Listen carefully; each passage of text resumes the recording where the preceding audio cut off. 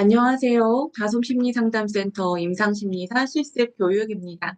오늘은 심리학 개론을 간단하게 이야기 나누고 정신분석과 상담에 대해서 공부를 하도록 하겠습니다.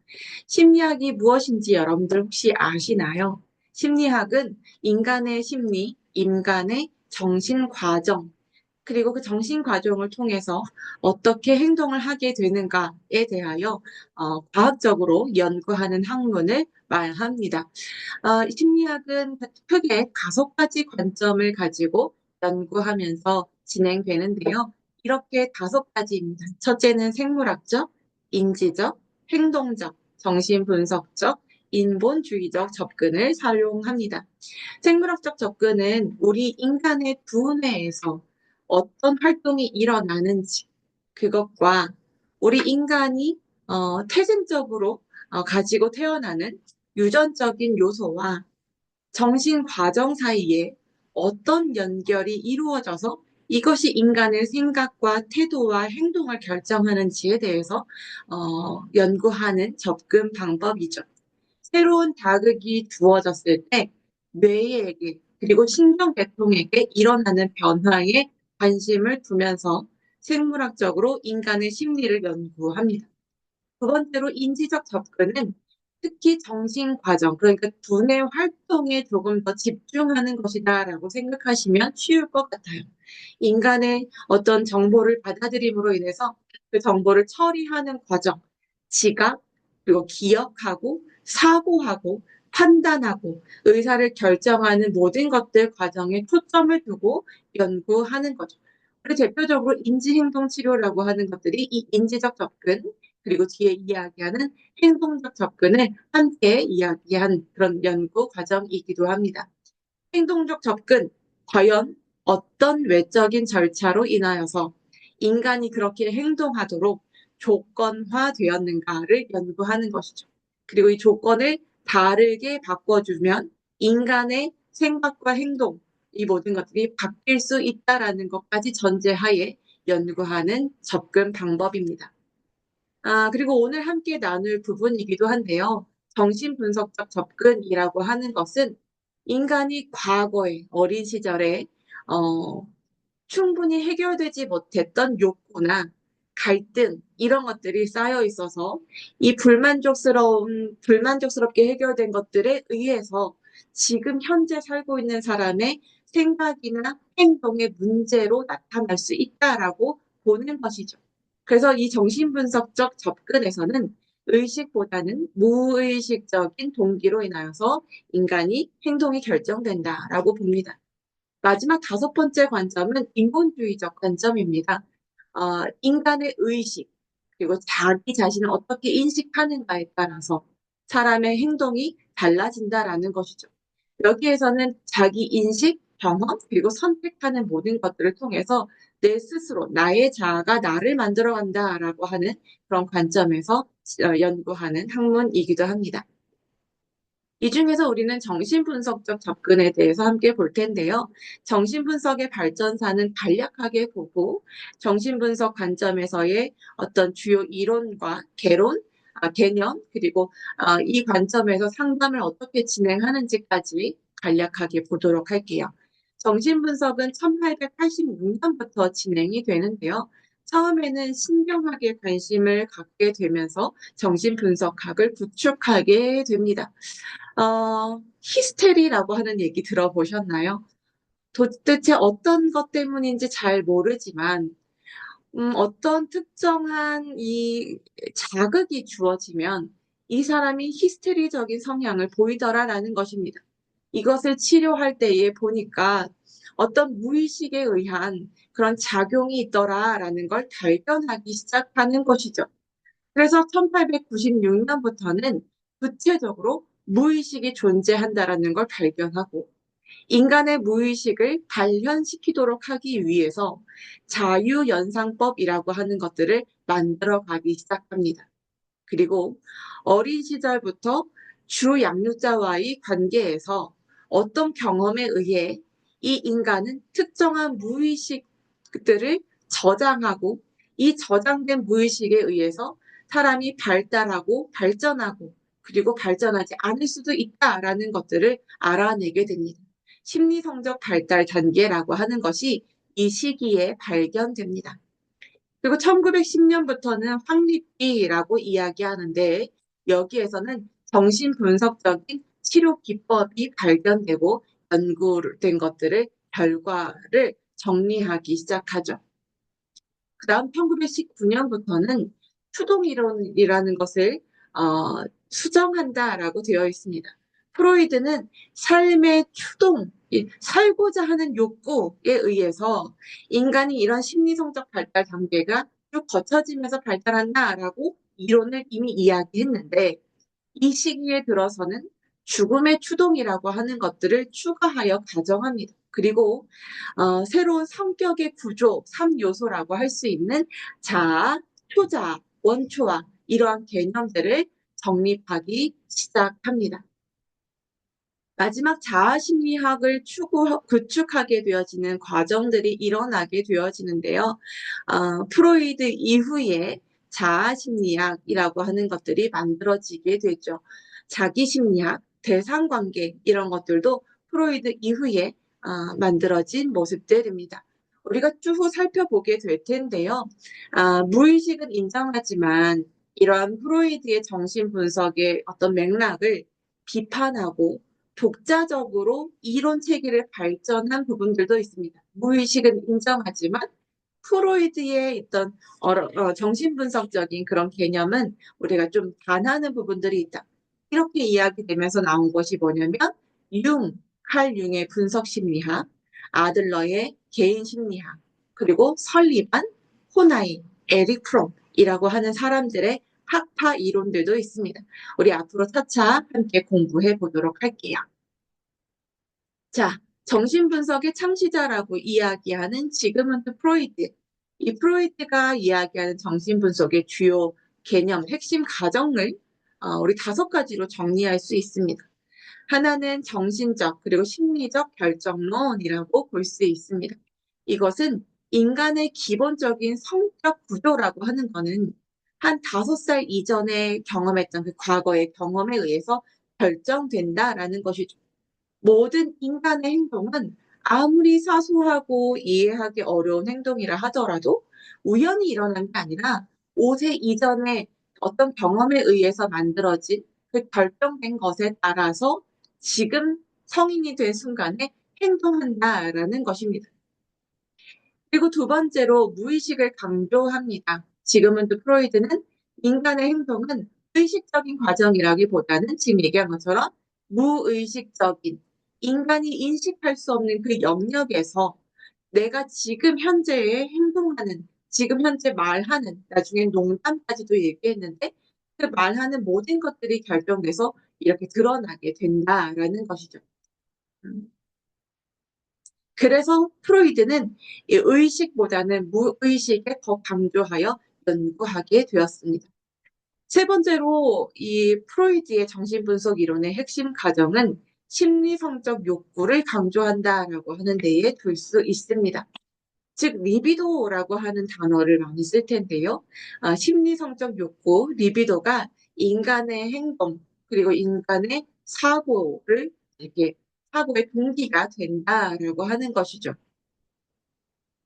성적 욕구라고 하는 것은 억압되어서 무의식에 자리 잡고 있지만 인간의 행동에 중요한 영향을 미치게 된다라고 보고 심리성적 발달 단계를 만들게 됩니다. 네 번째로 내적 갈등의 역동에 중점을 둔다라고 볼 수 있습니다. 내적 갈등이라고 하는 것은 인간의 마음속에 어떤 무언가 하고자 하는 욕구가 있는데 여기에는 성적인 욕구도 있고 살고자 하는 생존의 욕구도 있습니다만 이 욕구가 막 올라오는데 사회적으로 용인되지 않거나 혹은 용인될 수 있지만 지금 내 상황에서는 이걸 자제해야 한다라고 한다면 그 사이에 내적 갈등이 일어난다는 겁니다. 그리고 내적 갈등의 역동에 따라서 어린은 억압하거나 다양한 방어 기제를 사용하거나 이거를 승화시키는 과정들을 걸어가게 된다. 이 과정에서 사람은 5번째 특징을 이야기하는 건데요. 끊임없이 내적 충동에 의해서 이거를 욕구를 해소하지 못함에 의해서 긴장되고 이 긴장된 것을 해소하려고 노력하고 자기가 하기 원하는 욕구, 쾌락을 끊임없이 만족하려고 하는 투쟁적인 인간으로서의 모습을 갖추게 된다라고 프로이드는 보게 됩니다. 자, 이러한 프로이드의 핵심 과정을 보고 이제 또 하나 더 보게 될 텐데요. 프로이드는 인간의 마음이 세 가지 수준으로 나누어져 있다라고 이야기합니다. 첫 번째는 의식 수준인데요. 지금 우리가 함께 보고 듣고 사고하고 느낄 수 있는 감각을 알아차릴 수 있는 모든 수준의 것을 의미합니다. 의식 수준이라고 말하죠. 어느 순간에 우리가 알거나 느낄 수 있는 잠깐 이랬다라고 하는 것들을 바로 느낄 수 있는 것이죠. 그런데 프로이드에 의하면 이 의식 수준은 우리가 자각하는 모든 생각, 우리가 가지고 있는 모든 정신 세계의 구조 중에 가장 작은 영역을 차지하는 수준입니다. 두 번째로 전의식 수준이라고 하는 것이 있는데 의식과 무의식 수준 사이에 교량 역할을 하는 그런 단계입니다. 평소에는 잘 몰라요. 그런데 우리가 내가 지난주에 뭘 먹었더라? 혹은 지난주에 우리 아이가 어떤 행동을 했더라? 라는 것들을 떠올리려면 지금 당장 떠오르지는 않지만 조금 생각해보면 생각해낼 수 있죠. 이것은 의식 수준 바로 밑에 있는 표면 아래에 있는 것으로서 조금 노력하면 떠올릴 수 있는 기억, 저장된 지식에 포함되어져 있습니다. 망각된, 잊어버렸던 마음도 여기에서 끄집어낼 수 있는 것이죠. 그리고 세 번째로 인간의 마음은 무의식 수준에 있다라고 볼 수 있는데 이것은 무의식은 아무리 깨달으려고 자각하려고 노력하더라도 쉽게 의식의 수준으로 끌어올릴 수 없는 다양한 심리적인 경험을 포함해서 무의식 수준이다라고 이야기합니다. 정신 내용의 거의 대부분이 여기 무의식에 포함되어져 있고 무의식의 커다란 그 영역 속에서 어떤 작동, 어떤 욕구가 들어가 있느냐에 따라서 그리고 어떤 욕구가 표면 위로 올라오려고 하느냐에 따라서 인간의 의식 수준과 갈등이 일어날 수도 있다라는 것이죠. 아래 보면 공포, 폭력적 동기, 수용할 수 없는 성적 욕구, 이기적 욕구 이런 것들이 담겨져 있는데요. 이걸로 인하여서 이렇게 억압되어져 있는 사회에 용인될 수 없을 것 같은 그런 모든 욕구나 정신 활동들이 억압되어져 있는 욕구와 감정의 보관소다라고도 우리는 이야기할 수 있습니다. 프로이드는 성격, 인간의 성격에 대해서 이야기를 하면서 성격은 세 가지의 구조가 서로 어떻게 상호작용하느냐에 따라서 주요 특징적인 성격이 만들어진다라고 보았습니다. 그 중에 첫 번째가 원초화입니다. 이드 많이 들어보셨나요? 본능이라고 하는 것이죠. 이 원초화 본능은 쾌락 원리를 따라 움직입니다. 그러니까 어떤 현실적인 여건을 고려하지 않고 그저 내가 하고 싶은 욕구에 집중해서 움직인다라는 것이죠. 생물학적 욕구에 해당되어져 있고요. 이것은 자기중심적이고 비현실적이고 비논리적인 어떤 원시적인 사고 과정을 나타낸다라고 해서 1차 사고 과정에 따른다라고 이야기합니다. 자, 원초화는 쾌락의 원리를 따르고 두 번째 1차 사고 과정을 따릅니다. 그리고 거의 대부분 원초화는 무의식에 자리 잡고 있습니다. 두 번째 성격의 요소는 자아라고 하는 것입니다. 자아는 원초아와 달리 현실을 반영해서 이야기합니다. 그래서 현실 원리를 따른다라고 이야기하죠. 그리고 현실과 함께 타협해서 나름대로 합리적이고 이성적인 사고 과정을 따라 나아가는데 이것을 2차 사고 과정이라고 이야기합니다. 그리고 자아에 의해서 인간은 인지적 기능과 적응적 기능을 하게 되어지는데 감각, 그리고 운동, 지각, 추론, 판단, 감정 조절, 만족을 지연시키거나 좌절하는 것을 인내하는 것들을 다 포함해서 행할 수 있게 됩니다. 세 번째로 초자아라고 하는 것인데요. 초자아는 우리 좀 잠시 후에 보겠지만 인간의 심리성적 발달 단계에서 거세 불안을 극복하는, 그러니까 나의 성기가 잘릴 것 같은 그 불안함을 극복하는 과정에서 내면화된 어떤 사회적인 규범이라던가 혹은 인식된 부모님이 가지고 있었던 가치관, 이 모든 것들이 포함되어서 초자아를 형성합니다. 초자아는 도덕적 원리를 따릅니다. 아까 원초아는 무슨 원리를 따른다고 했죠? 쾌락 원리. 자아는 현실 원리. 그리고 초자아는 도덕적 원리를 따릅니다. 행동의 선과 악을 판단하는 도덕과 어떤 가치관 이런 것들을 알고 스스로 자기를 통제하게 된다라는 것이죠. 초자아는 그래서 무엇이 옳고 그른가에 대한 사회적 기준을 통합하게 만드는 성격의 요소이기도 합니다.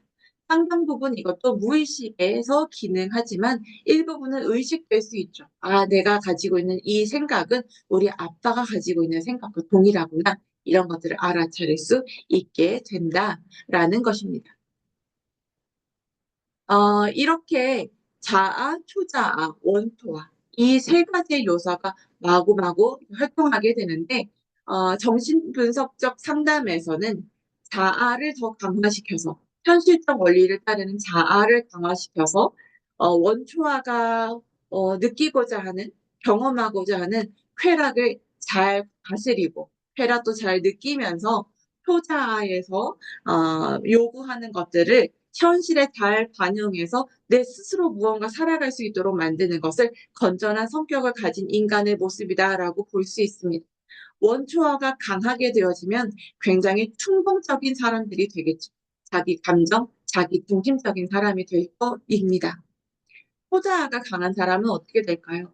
엄격하고 현실의 어떤 규범이나 때로는 비이상적인 규범에 사로잡혀서 자기도 숨막히고 다른 사람들도 끊임없이 이대로 해야 한다라고 규정짓는 삶을 살아갈 수 있습니다.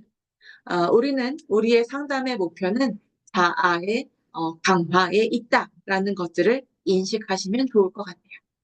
자, 그러면 우리 많이들 알고 있는 심리 성적 발달 단계를 한번 보겠습니다.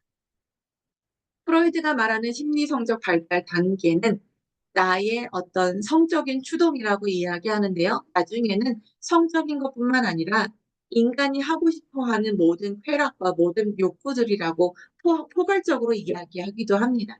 그런 충동이 유아의 성장 과정에서 어떻게 만족되고 어떻게 좌절되고 이것이 어떻게 통합되어 가느냐에 따라서 인간의 성격이 달라진다, 인간의 발달이 달라진다라고 이야기하는 것이죠. 처음 태어나면서부터 만 1세까지 프로이드는 구강기라고 표현합니다. 여기에서 인간의 쾌락은 입에 집중된다는 것이죠. 빨기, 삼키기, 씹기, 깨물기. 아, 생후 8개월쯤부터 아이는 이가 나기 시작하면서 공격성이 발달하게 됩니다. 그런데 자기가 먹는 것이 쉽게 만족이 되지 않는다라고 한다면 먹는 것을 주는 최초의 대상, 어머니와의 관계에서 양가 감정을 경험하게 된다라는 것이죠. 이 과정에서 과하게 의존도가 높아지고 그리고 과하게 아이에게 젖을 물리거나 먹는 것들을 마구마구 주게 된다면 이 아이는 구강수동적인 성격이 되게 된다라고 이야기합니다. 반대로 먹을 것을 잘 주지 않게 되어지거나 충족되지 않는다는 것이죠. 자기의 이 입을 통해서 해야 하는 그런 만족이 충족되지 않는 경우에는 다른 사람들을 오히려 지배하려고 하는 공격적인 성격이 되기도 합니다. 또 보살핌이 부족하다라는 것을 느끼게 되었을 때에는 끊임없이 성인이 되어서도 구강적인 만족을 충족시키기 위하여서 다른 사람들과의 관계, 대인 관계를 형성하는 데 있어서 어려움을 보일 수도 있습니다. 음. 두 번째로는 항문기인데요. 아이들이 배변 훈련하는 시기인 거죠. 자기가 소변과 혹은 배변에 어떤 욕구를 느낀다라는 것들을 느끼면서 그리고 이것을 스스로 통제할 수 있고 기저귀를 뗄 수 있는 데까지의 모든 시간들을 의미합니다. 배변으로 생기는 그 쾌감에 항문 자극에 의한 쾌감을 얻게 되어지죠. 동시에 사회적인 기대, 배변 훈련을 통해서 사회적인 기대에 직면하게 됩니다. 부모나 사회 요구에 갈등을 경험하게 되기도 하고요.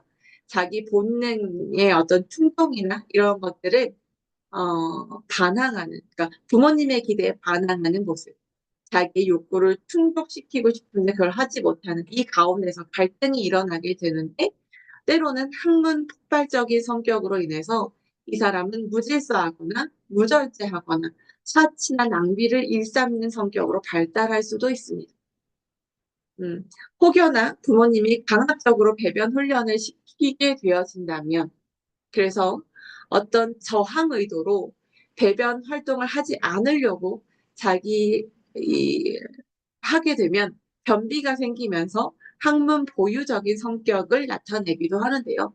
이런 경우에는 과도하게 질서정연한 삶, 그리고 전략을 하는 그런 삶을 살아가고 타인에게 인색한 그런 경험을, 그런 특징을 나타내 보이기도 합니다. 세 번째로는 남근기입니다. 우리가 많이 들었던 오이디푸스 컴플렉스, 일렉트라 컴플렉스가 일어나는 시기이기도 하지요. 성기 부분에 자신의 욕구가 많이, 리비도가 많이 집중되어지기도 하고요. 자신의 몸을 보거나 혹은 타인의 몸을 보면서 쾌감을 느끼게 되기도 합니다. 남자아이가 겪는 컴플렉스를 오이디푸스 컴플렉스, 아, 거세 불안을 경험하게 된다라고 이야기하는데요. 자기의 이성의 어머니, 이성인 어머니와 이 관계 속에서 조금 더 친밀한 관계를 맺고 싶은데 아버지가 경쟁 상대인 것처럼 느껴지게 되는 것이죠. 그리고 아버지가 자신의 어떤 거세, 자신의 성기를 거세하려고 한다라고 하는 그 불안감 속에서 아버지에 대한 상, 남성에 대한 이상, 그리고 어머니, 여성에 대한 상을 다 경험하게 되고 자신이 남성으로서 어떤 삶을 살아가야 하는지까지도 다 터득하게 됩니다. 그래서 이 과정에서 부모와의 동일시, 그리고 성 역할에 대한, 자기의 역할에 대해서 습득하게 되기도 합니다. 그런데 이 시기에 고착되게 되면 성인 남성의 경우에는 굉장히 경솔하고 과장되고, 자기 증오를 보이는 모습을 보이기도 합니다. 반대로 성인 여성의 경우에는 굉장히 유혹적이고 경박하고 성적으로 난잡한 양상을 보일 수 있다라고 프로이드는 이야기합니다.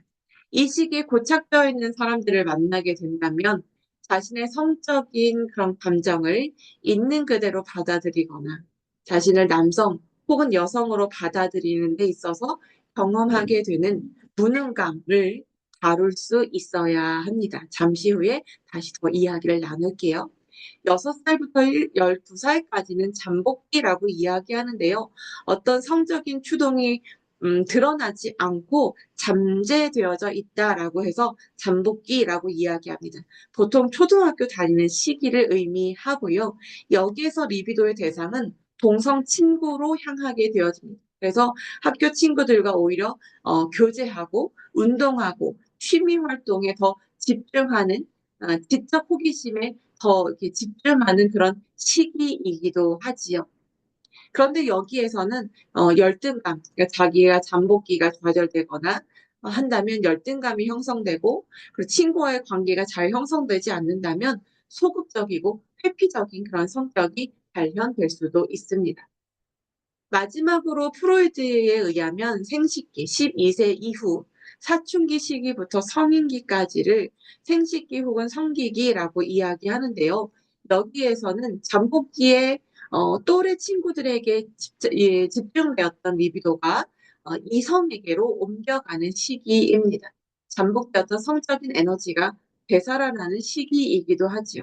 만일 이 시기가 되었을 때에 구강기, 항문기, 남근기, 잠복기 이 모든 단계에서 발생하는 갈등들이 잘 해결되었더라면 생식기의 이 시기에 사람들은 건강한 다른 사람들과의 애착 관계를 형성할 수 있고 보다 성숙한 대인 관계를 만들어갈 수 있습니다.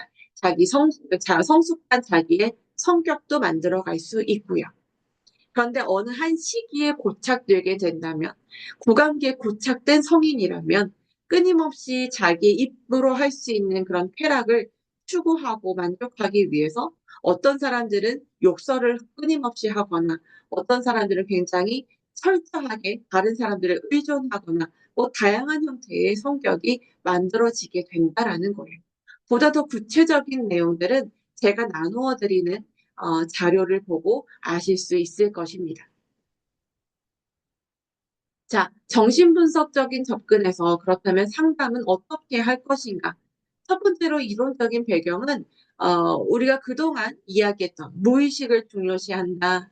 인간의 어떤 리비도, 욕구에 따라서 성장 발달하는데 고착된다면, 어느 한 부분에 고착된다면 거기에서의 부적응적인 성격이 지금 현재 성인에게 관련되어 나타난다라는 것들을 배경으로 이야기합니다. 그래서 정신분석적 상담에서는 인간의 무의식 그리고 인간의 정신 과정, 역동 과정을 더 이렇게 살펴보게 됩니다.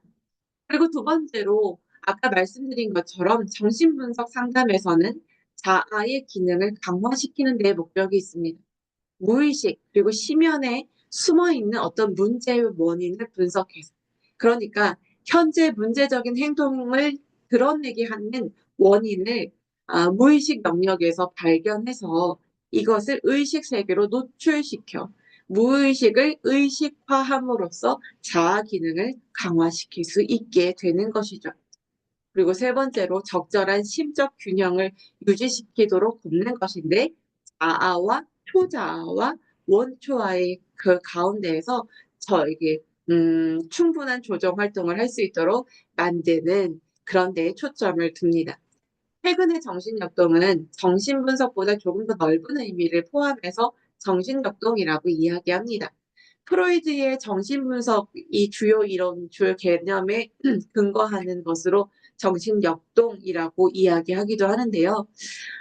사실상 정신역동은 이 정신분석과 같은 개념으로 이해하는 것이 일반적입니다. 다만 정신역동은 here and now, 여기, 그리고 지금이라고 하는 치료적 관계, 상담자, 그리고 분석가와 내담자와의 관계에서 환자가 느끼는, 내담자가 느끼는 의식과 잠재의식에 초점을 두는 반면 프로이드 정신분석은 치료자와 상관없이 환자, 내담자가 가지고 있는 무의식과 과거의 경험에 주목해서 치료적 관계를 통해 과거를 재경험하고 재구성하는 데에 초점을 둔다라고 하는 데에서 차이가 있습니다. 그러니까 정신역동은 지금의 단계에서, 지금 상담사와 내담자가 만나는 관계에서 일어나는 현상들을 통해 과거를 보는 것이다라고 한다면 정신분석은 이 내담자가 가지고 온 과거의 그 모든 것들을 분석하면서 이거를 지금 치료자와 상담자와의 관계에서 다시 돌아보고 이것을 치료할 수 있도록 돕는다라는 것이죠. 정신분석의 단계를 한번 볼까요? 첫 번째 초기 단계에서는 과연 이 내담자가 정신분석적 상담으로 할 수 있겠는가 적합성을 판단합니다. 이 사람이 현실적으로 자기를 성찰하고 통찰할 수 있는 능력이 있는가? 언어 소통이 가능한가? 현실 인지 능력이 있는가? 이런 것들이 여기 담겨져 있게 되겠지요. 그리고 치료 관계를 형성합니다. 내담자가 상담자를 믿고 따라갈 수 있는 신뢰 관계를 형성한다라는 것이죠. 이 신뢰 관계가 형성되어야 정신분석 상담 기법인 자유연상과 꿈 분석이 충분하게 이루어질 수 있습니다. 이 기법은 잠시 후에 같이 이야기 나눌게요. 이 과정에서 치료 동맹이 맺어지게 되면 이제 내담자는 자기 안에 무의식적인 그런 욕구가 드러나도 되겠구나 라고 하는 것을 의식하게 됩니다. 그러면서 전이 욕구가 형성이 되게 되죠.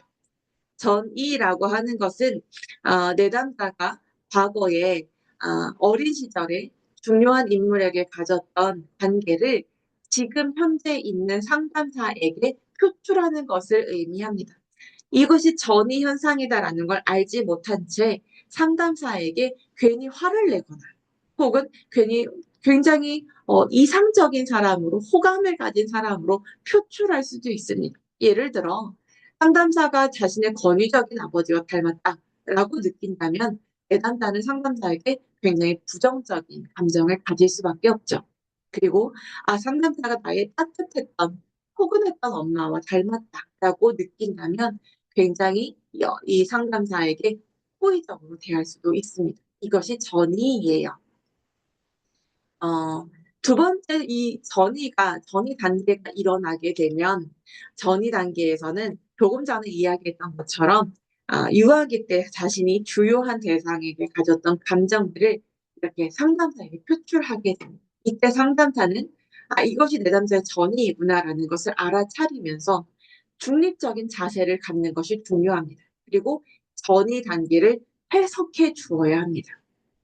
해석해 주면서 당신이 나에게 주요한 관계에서 느꼈던 감정들을 표현하는군요. 라는 것들을 알게 해주고 그 주요한 관계의 대상과 그 관계에서 충분히 해결하지 못했던 욕구를 분석해주고 이 욕구를 상담사인 나와 해결하려고 하는구나라는 것에 대해서 좌절시키는 방법들을 하셔야 되는 거예요.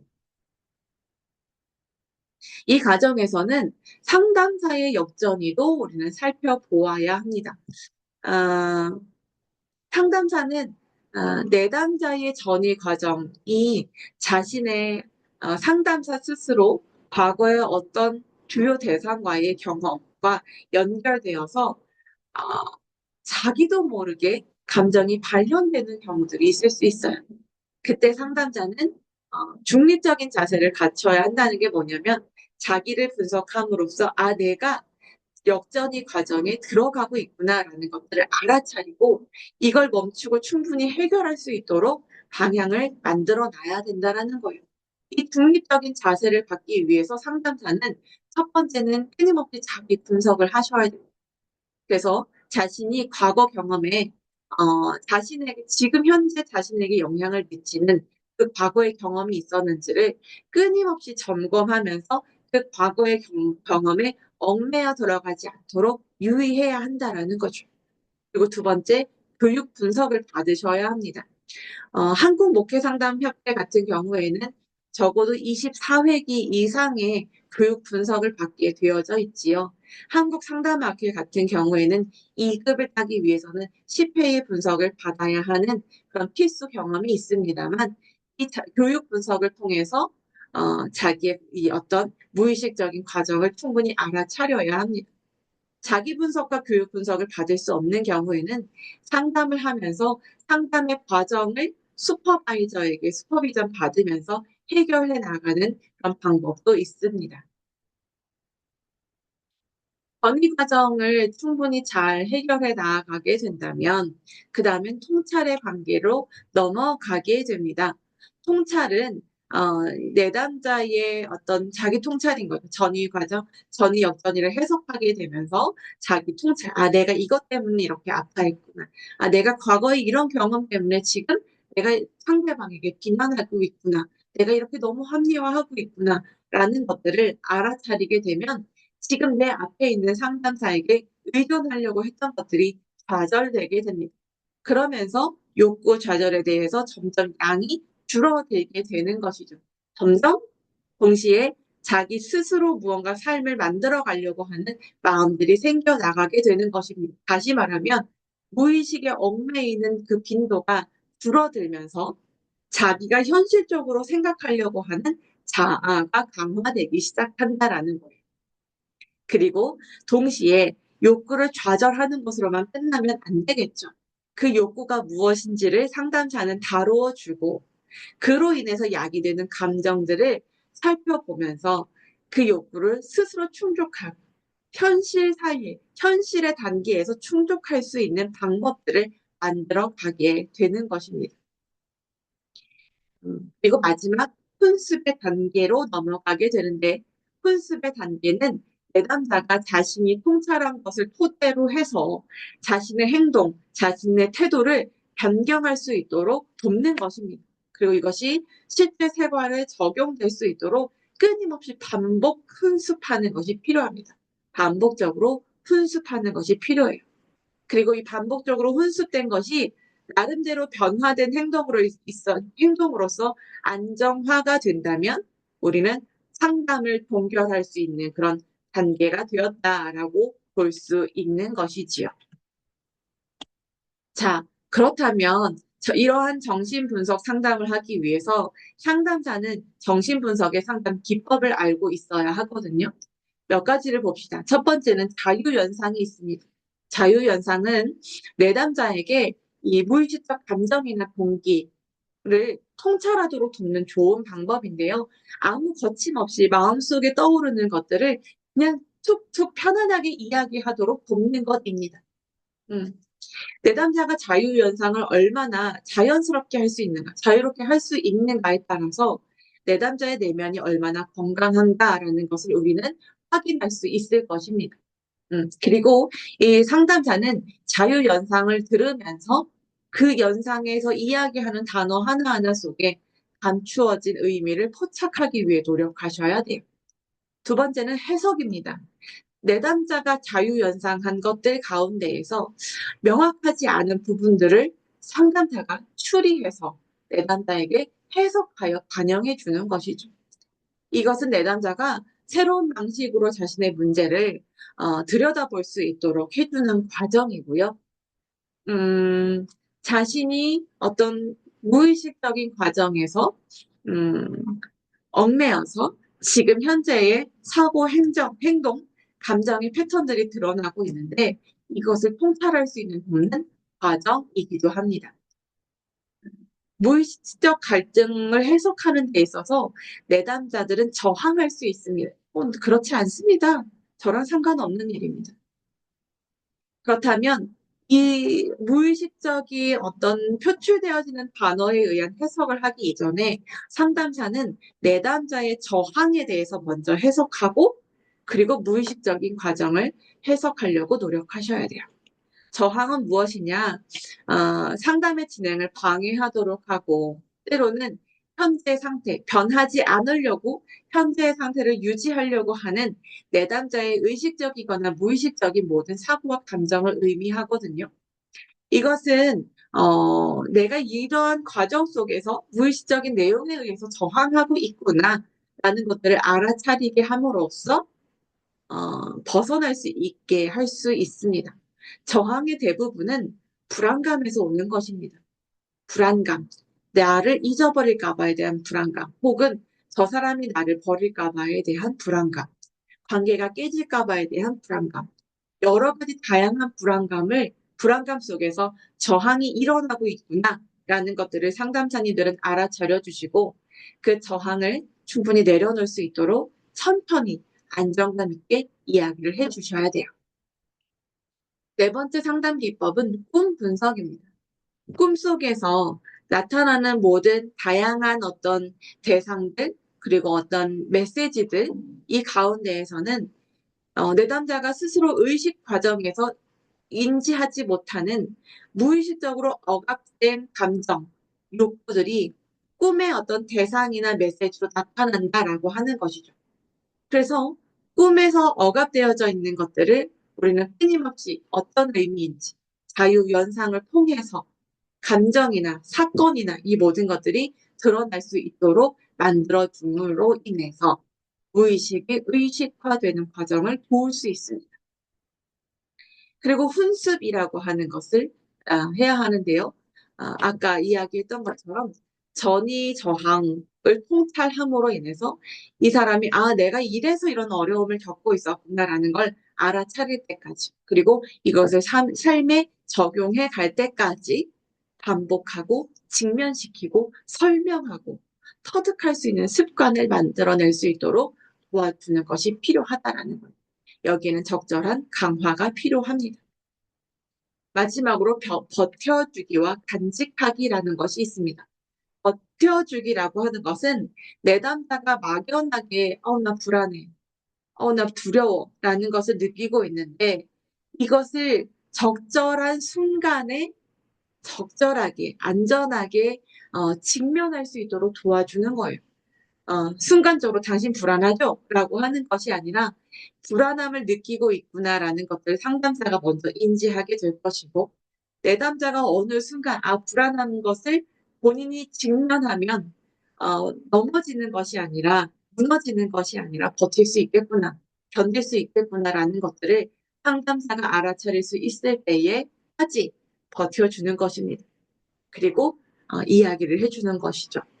간직하기 역시 즉시 상담자가 반영하는 것 대신에 가지고 있다가 적절히 내가 소화시키면서 내담자와 함께 불안함을 버텨주고 불안함을 간직해주는 과정들을 이야기하는 것입니다. 내담자가 겪고 있는 불안은 총 세 가지의 불안이 있습니다. 하나는 현실 불안입니다. 실제로 외부 세계에서 나에게 올 것만 같이 느껴지는 그러한 불안인 거죠. 두 번째는 신경증적인 불안입니다. 이것은 자아가 원초아가 원하는 그런 본능적인 충동을 통제하지 못하면서 오는 불안을 의미합니다. 원초아가 느끼고자 하는 것을 끊임없이 욕구를 탐닉하고 나면, 만족하고 나면 이것은 처벌을 받을 거야 라고 하는 생각에서 오는 불안감이 신경증적 불안이죠. 도덕적 불안은 초자아와 원초아 사이에 생기는 갈등에서 야기시키는 불안입니다. 원초아와 초자아 사이에 갈등이 일어났을 때 생기는 것이 바로 도덕적인 불안. 원초아의 충동을 외부로 표출하게 된다면 도덕적인 원칙에 위배될 수 있다. 거기에서 오는 수치심, 죄의식에 사로잡히는 불안감을 의미합니다. 이 부분도 잘 기억해 주시면 여러분들 한 문제를 풀 수 있어요. 자, 방어 기제는 이렇게 많습니다. 15가지인데요. 억압, 부인, 반동 형성, 마지막 행동화까지. 이 시간에 저희가 다 다룰 수는 없지만 대표적인 몇 가지만 한번 나누도록 하고 나머지는 자료집에서 한번 살펴보시면 좋을 것 같아요. 억압이라는 것은 무엇이냐면 자기 스스로 수용하기 어려운 욕구, 불쾌한 경험 같은 것들이 의식 수준에 오르지 못하도록 무의식 속에 눌러두는 방식을 의미합니다.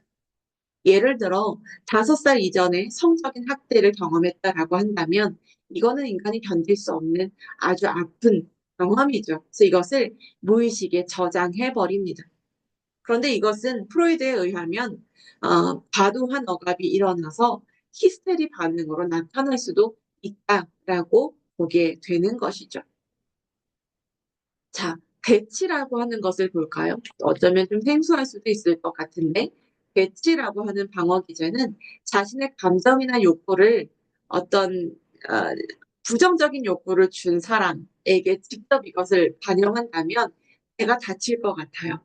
그렇게 위험한 사람이나 대상에게 직접 표출하지 않고 안전한 대상으로 돌려서 그 욕구를 표출하는 것입니다. 예를 들면 직장 상사한테 부정적인 감정을 가져왔어요. 경험에서.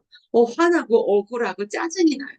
가장 안전한 사람이 누구냐? 집에 돌아와서 나의 아내, 나의 남편 혹은 나의 자녀에게 괜히 불편함을 투사해서 화를 내는 거죠. 이것이 대치입니다. 방어 기제에는 이렇게 부정적인 것도 있지만 긍정적인 것도 있습니다. 승화라고 하는 것이 있는데요. 이것은 성적이거나 공격적인 욕구를 표출할 수 없다라는 걸 인식하고 사회적으로 수용될 수 없다라는 걸 인식하고 이것을 오히려 건설적인 행동으로 변화시키는 것이죠. 예를 들면 성적인 욕구를 시 아니면 예술 작품, 그림 그리기 이런 것들로 표현하는 공격적인 욕구를 운동으로 표현하는 것도 그 예로 들 수 있습니다. 자, 여기까지 방어 기제를 보았고요. 자, 이제 우리 거의 마지막 부분까지 가고 있는데 정신분석에서 이야기하는 정신병리에 대해서 몇 가지 이야기해 보고자 합니다. 첫 번째는 전환장애라고 하는 것입니다. 억압된 성적인 욕구와 관련된 무의식적 갈등이 너무 억압되다 보니까 신체 증상으로 전환되어 나타나는 것을 전환장애라고 의미합니다. 두 번째는 범불안장애입니다. 특정한 대상에 고착되지 않고 다양한 대상에 다 불안감을 느끼는 것이다라고 이해하시면 되겠어요. 원초와의 충동이 억압되어서 그것이 너무 많이 억압되어서 통제가 어려워질 것 같다라고 하는 데에서 오는 불안감, 그 위협감을 자아가 느끼면서 오는 신경증적인 불안인 거죠. 이 범불안 장애는요. 그다음 세 번째로는 공포증이라는 것이 있습니다. 공포증. 리틀 한스가 아버지에 대한 두려움을 가지고 있었는데 이것을 이제 옆에 있는 하얀색 말에 대한 공포로 드러나게 된 것처럼 특정한 대상과 특정한 상황을 두려워하면서 회피하는 것인데 이것이 오히려 외부에서는 다른 대상으로 전이되거나 대치되어서 나타나는 그 공포증을 정신분석에서는 이렇게 이야기하는 것입니다. 정신분석에서 이야기하는 강박장애는 사회적으로 수용되기 어려운 성적인 욕구 그리고 공격적인 욕구를 지적인 사고의 형태로 주지화시켜서 나는 이래야만 해 라고 하는 어떤 생각들을 만들어 놓고 그렇게 행동하는 것이죠.